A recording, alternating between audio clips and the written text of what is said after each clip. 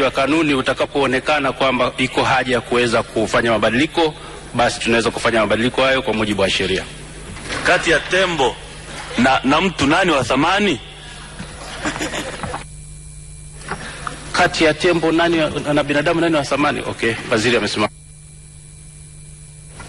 Majibu ya nyongeza, Mheshimiwa Waziri wa Maliasili na Utalii. Mheshimiwa Spika, kwanza nakushukuru sana kwa kunipa nafasi hii niweze kutoa majibu ya nyongeza baada ya majibu mazuri ya Mheshimiwa Naibu Waziri.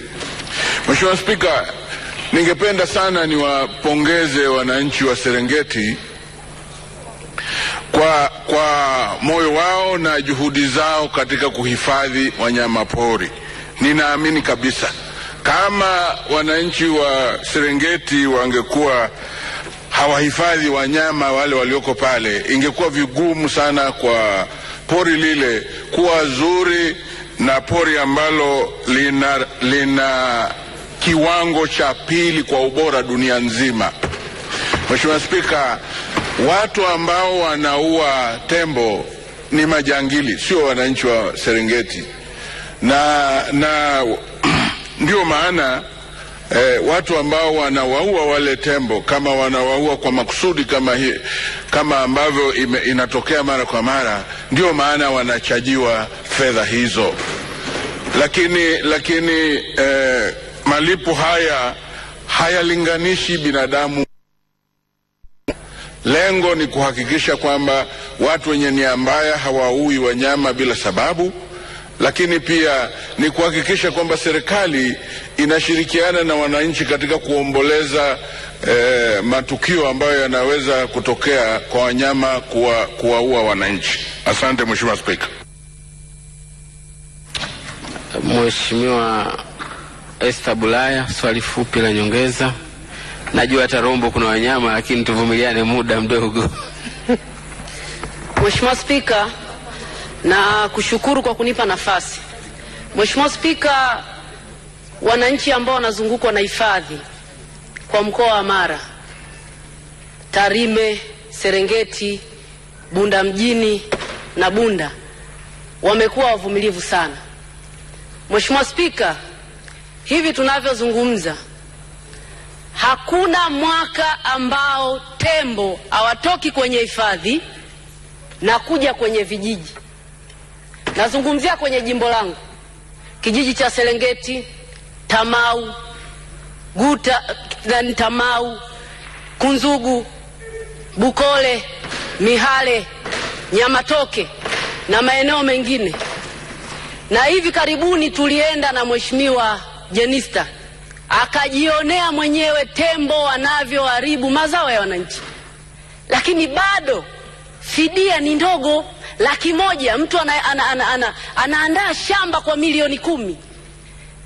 Hivi karibuni Mheshimiwa Waziri wa Utalii na ofisi ya Mheshimiwa Waziri Mkuu, komeni basi kelele basi niongee. Mheshimiwa Jenista wamepeleka magari 2 na askari 6 kuhakikisha yale mazao ya wananchi yanalimwa. Tunaposema ni lini serikali mtatafuta ufumbuzi wa kudumu ili wananchi waepukane na njaa wakati wana uwezo wa kulima? Lini ufumbuzi wa kudumu utapatikana baada ya kupeleka magari na askari kwa ajili tu ya kulinda mazao ambayo yako shambani? Asante sana.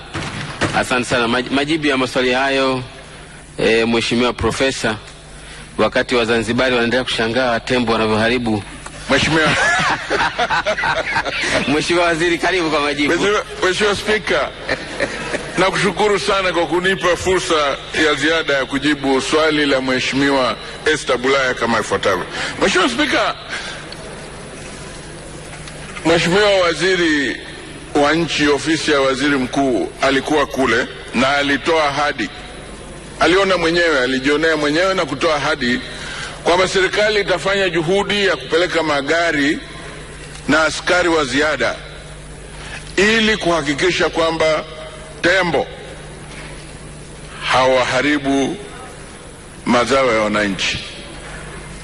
Ni wiki 1.5 sasa magari yale yako kule yanafanya kazi, na tunaamini kabisa kwamba hii ni hatua ya kwanza ya serikali kulishughulikia jambo hili kwa hatua za kudumu. Mheshimiwa Spika, tumeanza pia kutumia ndege ambazo hazina rubani.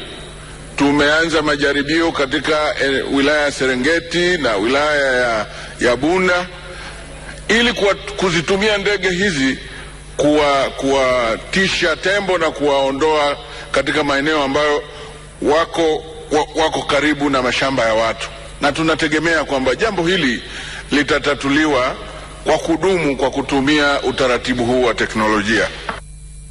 Asante sana, tunafurahi kusikia kumbe tembo wameongezeka Serengeti. Kwa miaka mingi walikuwa wachache mno.